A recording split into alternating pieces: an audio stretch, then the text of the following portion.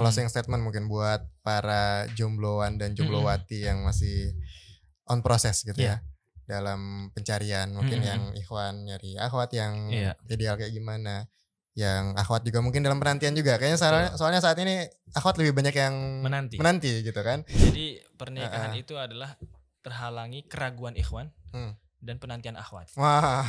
Pokoknya ragu, aku udah mampu belum ya, aku udah layak belum ya, aku bisa nggak ya. Nah, akhwatnya nanti, ini kapan sih nih, berasa udah di kode-kode, udah di like mulu story-nya. Tapi tidak peka.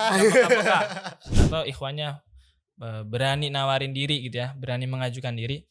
Nggak semua akhwat sematerialistis itu kok. Betul. Banyak banget akhwat-akhwat yang nggak terpengaruh dengan standar. Jadi pesan terakhir nih buat teman-teman ya ikhwan dan akhwat, pertama mempersiapkan diri menuju pernikahan itu penting banget. Jadi takut akan pernikahan, takut akan tantangan itu adalah sesuatu yang wajar dan bagus menurut saya. Normal ya. Bahkan malah harus ada ya. Malah harus ada. Yeah. Dia artinya aware, punya kesadaran. Oh pernikahan itu perlu tanggung jawab. Oh pernikahan itu perlu kesabaran. Gak boleh sembarangan ini dan itu. Oh pernikahan itu perlu finansial literasi. Itu adalah sesuatu yang bagus, tetapi jangan berhenti di takutnya aja. Dia harus juga belajar, kemudian mempersiapkan diri. Nanti kalau emang udah persiapannya lumayan banyak, pengetahuan cukup, baru itu kemudian ikhwannya bismillah ngelamar. Harus punya mental pejuang. Bismillah, ketemu lagi di Good Circle Podcast. Hari ini kita kedatangan tamu yang sangat spesial, Masya Allah. Seorang alumni Mesir, Ustadz muda, gantengnya kayak opa-opa Korea, Ustadz Ahmad Arsyadi. Assalamualaikum Ustadz. Waalaikumsalam. Ahlan wa sahlan di Bogor. Senang banget bisa hadir ke Good Circle Podcast. Masya Allah, aneh yang senang banget nih, bahagia sekali ini. Gimana Ustadz, kabar? Sehat? Alhamdulillah sehat. Ya walaupun mungkin kelihatan agak lelah nih. Masya Allah. Mohon dimaklumi. Jadi sebenarnya Ustadz Ahmad nih ke Bogor nih tujuan utamanya itu buat datang ke Good Circle Podcast ya. Yang event kemarin tuh jadi alasan aja supaya bisa ke Bogor gitu. Pengantar aja tuh. Pengantar. Kemarin tuh habis acara apa Sat? Mungkin nanti bisa sekalian kalau ada lagi kan teman-teman bisa. Iya betul. Kemarin juga ada beberapa komen tuh, wah kelewatan gitu, nggak dapat info. Jadi kemarin sempat ada acara bahagianya merayakan cinta itu buat memang couples ya, orang-orang yang menikah. Kalau jomblo nggak boleh datang. Kemarin ada sih jomblo-jomblo yang nekat datang. Oh nekat datang. Ya akhirnya menjadi penonton aja. Nangis sendiri nggak gitu? Tapi mereka katanya testimoninya senang lihat orang pasangan-pasangan itu bahagia. Oh Masya Allah. Itu bahagianya merayakan cinta, sesi pagi, sesi malam, dan di siangnya ada agar bidadari cemburu padamu. Masya Allah. Khusus muslimah. Khusus akhwat. Khusus muslimah. Itu kan judul buku yang legend sekali ya. Betul. Ini sebenarnya acaranya Ustaz Salim Afillah dari disadur dari judul-judul buku beliau. Jadi judul buku itu 3 sesi ya? 3 sesi. Masya Allah. Kemarin tuh aneh sempat coba mau ini kan, mau book tiket, udah kehabisan. Iya tuh. Sesi malam 2 hari sold out. Sesi pagi 3 hari sold out. Sesi siangnya full. Jadi sesi siangnya itu yang ada beberapa. Soalnya itu emang baru banget. Orang mungkin masih baca dulu ya. Baca dulu ya. Oh iya. Berarti full dari pagi ya? Alhamdulillah. Antum ngisi 3 sesi? 3 sesi ya betul. Masya Allah luar biasa energinya ya. Saya udah kebayang nih. Ini panitia pembicara itu kan, apalagi pembicara ya, itu kan bicara di depan orang segitu banyak tuh kayak emang sih kita dapat recharge ya, tapi ngeluarin energi yang luar biasa banget itu. Betul. Dan hari ini kita pagi-pagi, Masya Allah luar biasa. Saya sangat nih, terima kasih banyak sudah hadir.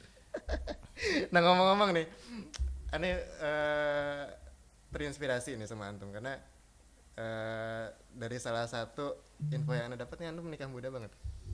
Iya, alhamdulillah dulu 2017 saya nikah usia 18 tahun 11 bulan. Serius 18 tahun? Ya, jadi kalau secara negara itu masih sebenarnya di bawah batas minimal waktu itu. Jadi waktu itu benar-benar kalau daftar kan ada di atas 18. Enggak, minimal waktu itu 19 tahun. Waktu itu? Sekarang kalau nggak salah 21 gitu. Serius? Sekarang 21 naik? Dinaikin. Nah, jadi waktu itu harus mendapatkan dispensasi dulu dari pengadilan. Soalnya kan ditanya tuh sama hakimnya, kamu kenapa pengen begini, kan ada kasus-kasus. Iya. Orang yang kemudian minta diperbolehkan segera menikah karena misalnya entah ada yang hamil duluan apa segala macam. Ditanya begitu? Buat klarifikasi sebenarnya. Alhamdulillah sih jalur bersih kita. Jalur bersih. Kenapa mudah banget kan sekarang gini ya. Orang tuh ya sekarang tuh isunya kan marriage is scary. Orang tuh pada khususnya akhwat sih ya yang banyak ketakutan. Kalau ikhwan itu ya aneh cukup memahami ya. Dulu juga merasakan dan anda beberapa teman-teman yang sampai sekarang masih jomblo itu punya rasa insecure juga kan. Betul. Ketika misalnya salah satunya faktor ekonomi. Betul. Ya kan? Gua ngasih makan anak orang nih pakai apa gua ngasih makan. Terus kedua misalnya si ceweknya yang dia coba mau itu dari segi pendidikan lebih tinggi atau dari segi keluarganya strata sosialnya lebih tinggi dan sebagainya. Itu kan dua-duanya scary ya buat cewek mungkin ngelihatnya gue takut ke DRT dan sebagainya. Si cowoknya ngerasa gue takut nggak bisa nafkahin. Nah, antum nikah 18 tahun nggak ada ketakutan itu? Jadi Ikhwan jarang loh. Kalau akhwat ada ya. Aku pernah baca buku judulnya For Women Only. Itu di situ menjelaskan tentang psikologinya laki-laki. Jadi emang katanya laki-laki itu sangat-sangat mengaitkan cinta itu dengan uang. Kalau dia uangnya sedikit, dia tuh merasa nggak layak dicintai. Bahkan ketika dia udah menikah, kemudian misalnya ada problem dalam finansialnya, entah itu pekerjaan dia tiba-tiba misalnya dipecat atau bisnisnya turun, dia akan merasa minder, insecure, aku gagal jadi suami, aku gagal jadi ayah. Pokoknya dia mengaitkan masalah uang ini sama cinta. Maksudnya kalau orang-orang yang belum menikah kayak gitu, aku belum sukses, aku belum apa, aku nggak layak untuk dicintai dan aku nggak layak untuk mencintai orang. Ya betul. Itu kan ketakutannya. Nah, kalau saya sih kebetulan waktu itu sadar diri, jadi sadar diri, penghasilan juga masih sedikit emang. Tapi kemudian makanya ketika ta'aruf saya menyampaikan ke calon mertua waktu itu saya begini, bahkan nanti setelah menikah rencana masih pengen kuliah lagi. Artinya kalau pengen segera membayangkan rumah tangga anaknya yang nanti langsung bisa punya ini punya itu, bukan dengan saya. Jadi antum pahamkan itu ke calon mertua. Ke calon mertua, ke calon istri juga. Dan hebatnya mereka mau sih, karena kalau orang misalnya ngelihat kok berani, justru yang lebih berani ada mereka. Iya benar ya. Karena kalau aku kan cuma nawarin aja, aku gini. Ternyata mereka berani untuk mengambil resiko itu. Wow, ibaratnya bisnis tuh pengusaha sama investor ya. Betul. Yang ngambil lebih banyak resiko kan investor sebenarnya. Kita kasih planning gini. Betul. Resikonya mas saya nanti begini. Mau aja tuh. Dan sekarang sudah berjalan berapa tahun? Alhamdulillah sekarang berjalan 7 tahun. Masya Allah. Berarti 7 tahun 2018? 2017 Mei. Lebih duluan antum daripada aneh. Setahun lebih duluan. 18 tahun. Berarti sebelum kuliah? Belum, sebelum ke Mesir. Jadi lebih dulu menikah. Tapi memang di situ ada kita diskusi dan bikin kesepakatan. Ya tadi misalnya terkait finansial, begini dan begitu, termasuk salah satunya adalah memang orang tuanya itu bersedia untuk tetap membiayai kuliah anaknya. Jadi nggak kemudian menikah langsung jadi cukup untuk uang bulanannya aja, maksudnya jajan untuk makan gitu ya. Saya dan itu menurutku ini juga satu sikap yang baik sih ya dari mereka memahami kondisinya. Dan selagi mereka memang masih mampu juga biar tetap jalan dua-duanya gitu. Alhamdulillah beliau lulus S1, saya juga lulus S1. Sama-sama di Mesir? Enggak, kalau istri di Jakarta, kalau saya di Mesir. Tapi alhamdulillah tuh berjalannya waktu 6 bulan pernikahan, akhirnya saya minta izin ke orang tua. Alhamdulillah ini udah ada cukup.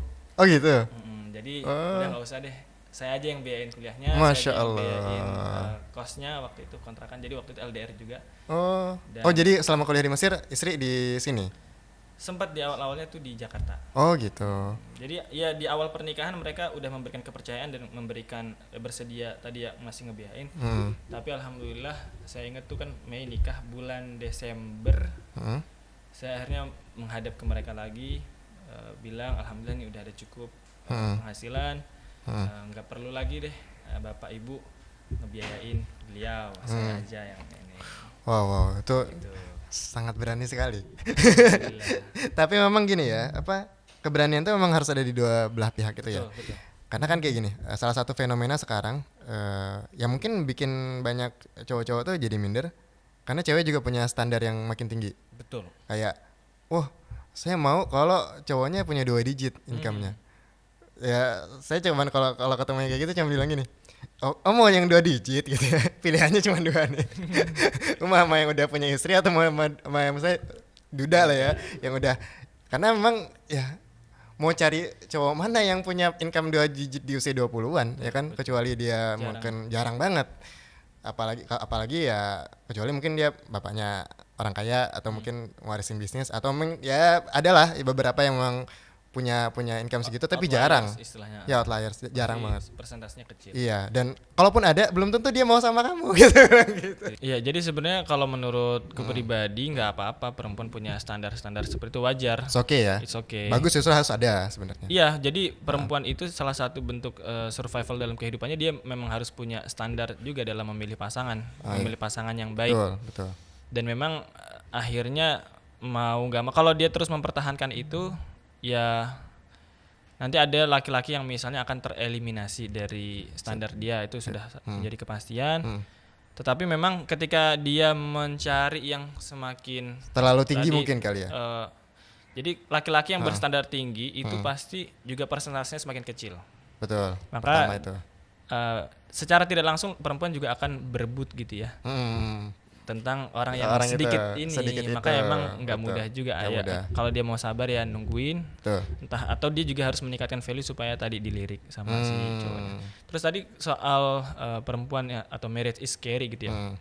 Kalau Salim Afilah tuh sering membahas bahwa laki-laki yang sebenarnya juga harus scary gitu soal pernikahan. Harusnya laki-laki juga ya? Takut juga harusnya. Soalnya di dalam pernikahan itu tanggung jawabnya banyak banget di laki-laki. Benar. Bebannya banyak banget. Bahkan kalau saya pernah nonton videonya Syekh Said Al-Kamali, beliau itu pernah bilang laki-laki yang waras dia nggak nikah.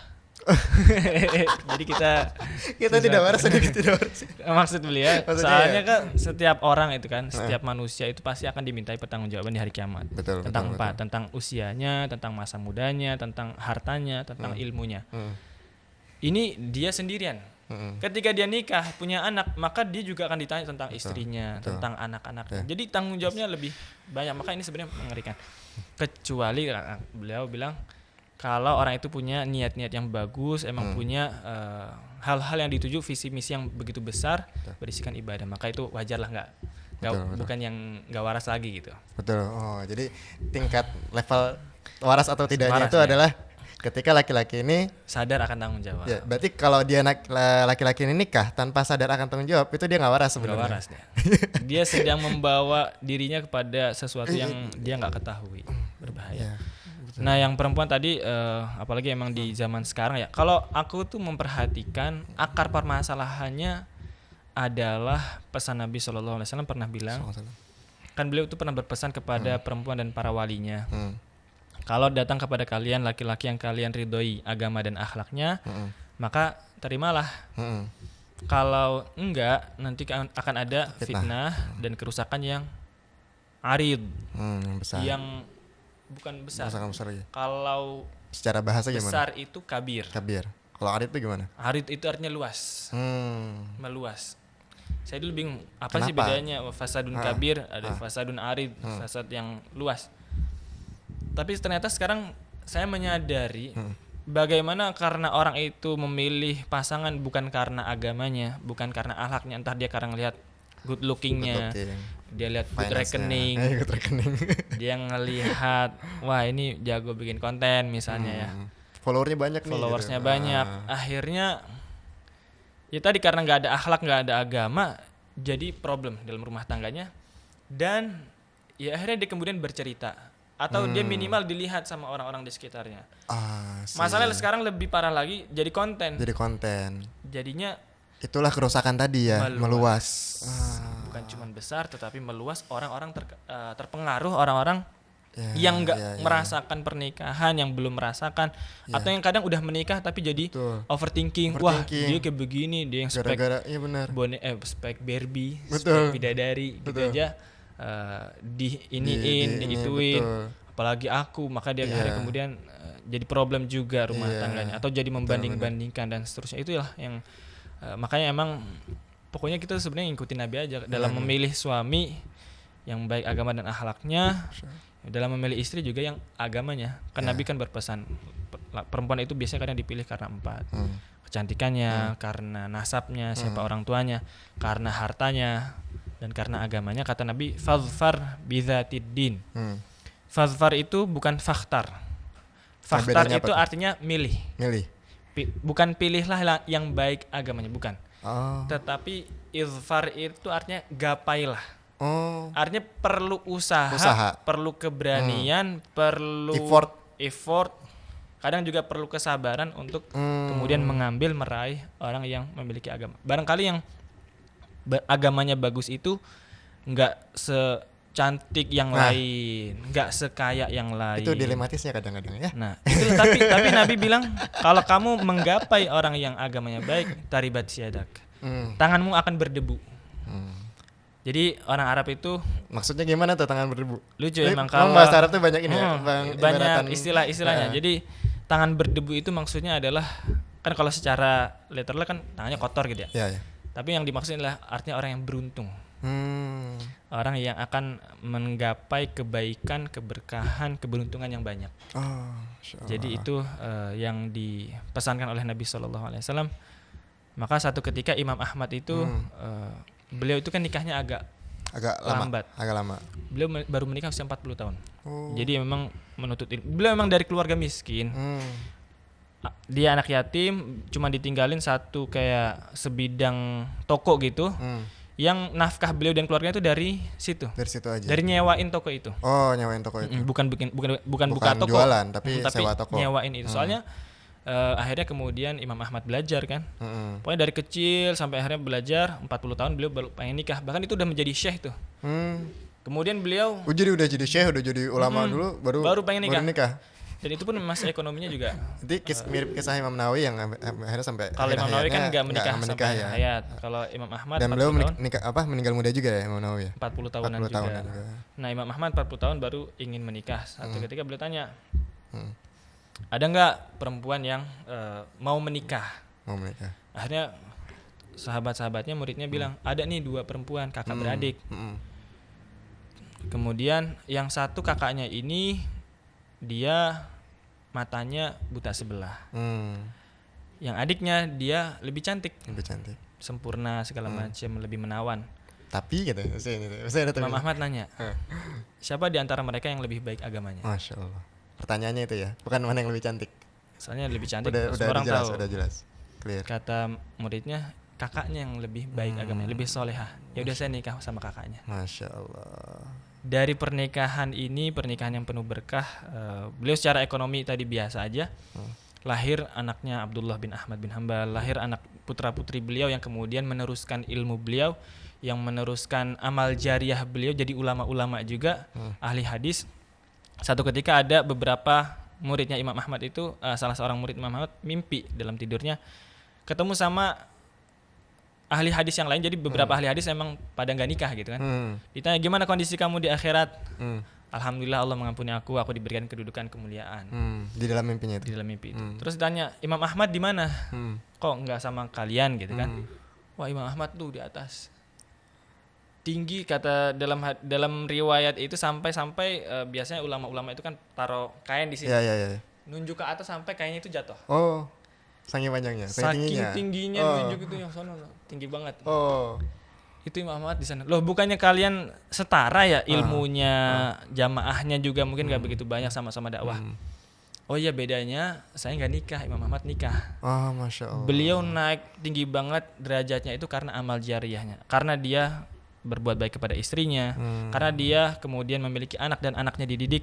Kemudian setiap kebaikan anak itu kan akhirnya kemudian jadi amal jariyah. Betul. Jadi yang ulama-ulama lain mungkin amal jariyahnya dari ilmunya, yang Imam Ahmad dari ilmu dan juga anak istri. Itu menjadi salah satu keutamaan juga ya di dalam pernikahan. Maka kalau kita memang memandang pernikahan dari segi materinya aja, dari segi apalagi standar TikTok gitu ya.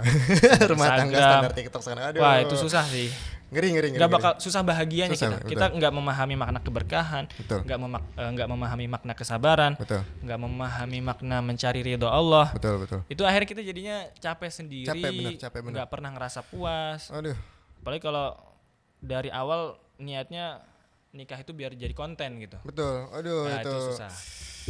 Banyak sekarang.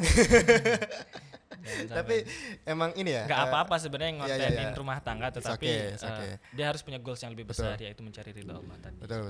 Tapi memang apa tuh tadi standar tadi ya, itu kan buat kita ya. Kalau mungkin buat perempuan gini, banyak kan perempuan nikah suaminya sih nggak terlalu good looking, ada ya kan, banyak kan, suaminya cantik tapi suaminya gitu. Tapi kan buat laki-laki gini, itu satu hal yang cukup menguji kita juga kan, iya ya kan, yang tadi, karena kita kan termasuk makhluk visual kan, maksudnya ya kalau ada yang cantik kenapa yang biasa-biasa aja gitu ya kan. Tapi emang itu ya, setiap orang mungkin Allah kasih kelebihan dan kekurangan ya. Jadi ketika ada orang yang mungkin punya kekurangan ini, Allah kasih kelebihan dari sisi-sisi yang lain gitu. Nah itu mungkin jadi ujian yang cukup menantang ya buat laki-laki ya. Ya makanya memang tadi dua-dua Nabi SAW ngerti manusia itu ke laki-laki ini nyari yang cakep, betul. Nyari yang kaya, betul. Nyari yang ya kalau bisa anaknya siapa, anaknya ustadz, anaknya pejabat seneng. Tapi ada juga yang agama tadi. Ya, dan Nabi mewajari orang memilih ini, tetapi kalau dia memilih yang atau meraih yang agamanya bagus, dia akan benar-benar beruntung. Betul. Yang lain 3 ini kalau tidak diikuti dengan agama, bahkan menjadi fitnah sendiri dalam rumah tangga. Ada yang karena cantik dia ngerasa nggak harus sama kamu, juga banyak yang mau sama aku. Iya. Ada yang mungkin secara finansial lebih besar, akhirnya jadi lebih dominan, nggak menghormati suaminya. Begitu juga ada yang dari orang keturunan baik, kalau dia nggak solihah gitu ya merasa nggak level gitu. Suaminya nggak harus ditaatin, nggak harus turutin. Kamu emang ngerti apa sih? Misalnya seperti itu. Benar. Jadi kalaupun misalnya mau cari yang cantik, mau nyari yang ganteng, mau nyari yang kaya, tetap harus ada kebaikan agama di dalam dirinya. Itu yang paling penting sebenarnya. Bukan berarti kemudian yang agamanya baik, yang lain nggak dipikirin, nggak. Wajar kok manusia itu memilih yang menarik gitu, menarik hatinya. Ya artinya itu memang Islam kan emang agama fitrah ya. Tapi memang ketika kita menolak sesuatu yang padahal tadi ya yang di hadis tadi ya, orang ini kita tahu nih baik banget gitu, tapi kita tolak, itu tadi ya memang efek dampak kerusakan yang luas tadi ya. Sebenarnya nggak apa-apa perempuan itu menolak lelaki soleh, boleh. Tetapi jangan sampai dia menolak karena kesolehannya. Ada tuh beberapa perempuan nggak mau nikah sama yang terlalu taat, nanti aku nggak boleh ini, nggak boleh itu. Nanti jadi anak pengajian, dia misalnya masih suka pengen pakaiannya yang bebas, tidak syar'i gitu ya. Dia nggak mau justru sama yang baik agamanya. Terlalu soleh gitu. Yang terlalu soleh nggak mau. Ada yang kayak gitu ya? Nyarinya yang bad boy. Oh iya sempet trending kayak gitu ya. Iya, terus kalaupun misalnya kita tuh pengen, misalnya perempuan ngelihat ada yang datang kepada dia soleh nih sebenarnya, tapi mungkin ada yang nggak cocok di segi penampilan, dari segi harta dan lain sebagainya, pendidikan, itu wajar, boleh. Cuma nanti kalau misalnya mau menerima orang pinangan dari laki-laki yang lain yang datang gitu ya, pastikan juga dia tetap mempertimbangkan agamanya. Jangan sekedar dipertimbangkan fisiknya aja atau duitnya aja. Karena dulu Nabi SAW kan pernah juga tuh Fatimah tuh dilamar sama Abu Bakar sama Umar. Iya. Kan orang soleh nggak diragukan. Kurang soleh apa? Kurang soleh apa Abu Bakar? Iman seluruh manusia ditimbang dengan iman Abu Bakar, lebih berat iman Abu Bakar. Masya Allah. Umar nomor 2-nya. Tapi ditolak sama Nabi. Ditolak sama Fatimah sebenarnya, beliau nggak mau. Karena beliau sedang menanti lelaki yang dikaguminya. Yang dikaguminya. Yaitu Sayyidina Ali bin Abi Thalib. Itu bisa jadi dalil ya, ini ahwat-ahwatnya. Iya, cuma kan Ali kan juga soleh dia kan. Iya benar. Saingannya juga yang soleh ya. Ini emang kalau dicerita itu sebenarnya Ali itu minder. Abu Bakar Umarnya ditolak. Dia gitu? Lebih soleh, dia lebih kaya. Seakan saya masih muda. Jadi emang ujian nikah muda itu adalah pasti di ekonomi. Termasuk Ali dan Fatimah itu pernikahannya adalah ujian ekonomi. Itu it's a normal thing ya sebenarnya. Normal thing. Bahkan kalau misalnya masih muda tapi udah sukses gitu ya, Masya Allah. Itu adalah sesuatu yang luar biasa makanya. Jadi kalau yang masih muda merintis itu wajar. Iya. Tapi ya sebenarnya jangan takut juga ya, karena ya aneh merasakan yang aneh nggak terlalu muda ya.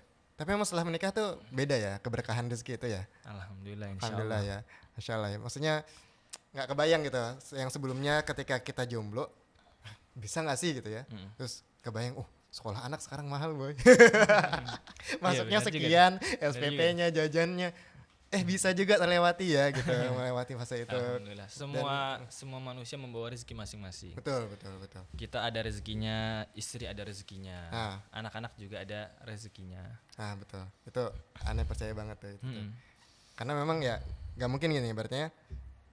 Ya ada ibaratnya gitu kan, orang-orang dulu kan banyak anak banyak rezeki. Ya tepat aja ya, karena setiap anak tuh bawa rezekinya masing-masing. Dan kita ibaratnya kalau yang aneh sering curhat sama bapak-bapak, kayaknya emang rezeki kita tuh numpang lewat doang ya, kayaknya baru transfer nih buat anak buat anak istri kita cuman kesisa 50.000 atau 5.000 buat nongkrong di Indomaret 3.000 cuman gini, ada omongan katanya nih kan nanti ada rezekinya, tapi kok banyak pernikahan bercerai karena masalah ekonomi. Ini kan satu kontradiksi. Yang perlu kita ketahui pertama, faktor ekonomi yang kemudian menjadi sebab perceraian itu terkadang atau bahkan mungkin kebanyakannya bukan masalah berapa income, tetapi tentang behavior, kebiasaan. Betul. Baik itu kebiasaan di suaminya atau kebiasaan di istri. Betul. Kita tahu beberapa waktu yang lalu ada kasus suami istri ini mereka sama-sama abdi negara. Artinya pasti secara income nggak diragukan. Iya. Lumayan lah pasti. Sangat-sangat cukup. Satu jadi abdi negara aja cukup kan, apalagi ini suami istri abdi negara gitu. Tetapi ternyata si suami punya behavior kebiasaan judi online. Emang parah tuh judi online tuh. Akhirnya mereka kemudian si istri ini ngegodain suaminya, mungkin main-main di borgol, dibakar. Nauzubillah min dzalik. Dibunuh benar-benar. Iya. Nanti disensor nih kata-katanya tuh. Ada juga atau behaviornya di istri. Misalnya sebenarnya rezeki dari atau nafkah dari suami cukup, tapi mungkin dia lifestyle-nya ngikut teman-temannya, ngikut circle-nya. Yang ya setiap orang kan punya kebutuhan dan kemampuan masing-masing ya. Kalau kita misalnya levelnya di sekian, misalnya pengeluaran 500.000 ya jangan nongkrong sama yang 2 juta gitu. Nongkrongnya di kafe mulu tiap hari lagi. Iya, akhirnya kita tekor sendiri. Maka apalagi Jaksel, aduh. Maka sebenarnya kalau kita mempelajari masalah finansial, finansial literasi itu ya yang lebih penting adalah pengelolaan uangnya. Betul. Kadang orang penghasilan cukup gitu, tetapi dia bisa ngelola dengan baik, bisa dikembangbiakan tuh uangnya. Dia hemat, dia kemudian dikembangbiakan dan lain sebagainya. Maka itu yang nggak kalah penting sih sebenarnya. Tapi itu orang kadang mengabaikan. Nah ya, jadi financial literasi itu harus kuat juga ya. Kita sebagai apalagi bapak rumah tangga gitu ya. Bapak rumah tangga, maksudnya bapak-bapak gitu ya. Suami istri sih. Ya, apalagi ibu biasanya kan kalau di Indonesia lebih sering. Iya, lebih sering itu yang ngelola kan masalah rumah, pengeluaran anak-anak segala macam. Betul. Nah, terakhir nih Seth, closing statement mungkin buat para jombloan dan jomblowati yang masih on proses gitu ya. Dalam pencarian, mungkin yang ikhwan nyari akhwat yang ideal kayak gimana, yang akhwat juga mungkin dalam penantian juga kayaknya soalnya saat ini akhwat lebih banyak yang menanti gitu kan. Jadi pernikahan itu adalah terhalangi keraguan ikhwan dan penantian akhwat. Ikhwannya ragu, aku udah mampu belum ya, aku udah layak belum ya, aku bisa nggak ya. Nah, akhwatnya nanti ini kapan sih nih, merasa udah dikode-kode, udah di like mulu storynya, tapi tidak peka. Kayak begitu. Mungkin seandainya salah satunya misalnya si akhwatnya berani, ayo dong nikahin aku dong. Boleh kan? Kita siap. Boleh kan? Berkenan nggak kalau mau? Nanti saya siap kalau misalnya memang kamu masih merintis gini-gini. Atau ikhwannya berani nawarin diri gitu ya, berani mengajukan diri. Nggak semua akhwat sematerialistis itu kok. Betul. Banyak banget akhwat-akhwat yang nggak terpengaruh dengan standar. Jadi pesan terakhir ini buat teman-teman ya ikhwan dan akhwat. Pertama, mempersiapkan diri menuju pernikahan itu penting banget. Jadi takut akan pernikahan, takut akan tantangan itu adalah sesuatu yang wajar dan bagus menurut saya. Normal ya. Bahkan malah harus ada ya. Malah harus ada. Dia artinya aware, punya kesadaran. Oh, pernikahan itu perlu tanggung jawab. Oh, pernikahan itu perlu kesabaran. Gak boleh sembarangan ini dan itu. Oh, pernikahan itu perlu finansial literasi. Itu adalah sesuatu yang bagus, tetapi jangan berhenti di takutnya aja.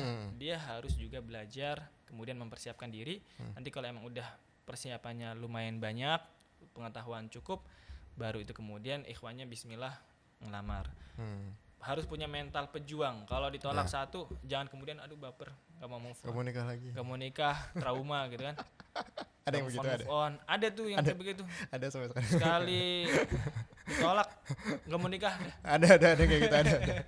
Teman saya semoga Anda menonton ini ya. Terus yang akhwatnya juga kalau nih kok ikhwan nggak peka-peka coba beraniin diri ngajuin. Ya, nggak masalah ya kan. Khadijah aja betul. Yang mulia berani. Menariknya tuh pernikahannya Khadijah dan baginda Nabi itu kayak gitu sebenarnya kan. Nabi itu secara finansial minim banget sebenarnya. Jadi kalau kita melihat misalnya maharnya gede gitu-gitu, itu sebenarnya dikasih Khadijah juga. Ya sebenarnya faktanya Khadijah itu ya. Khadijah tuh yang jauh lebih kaya. Iya.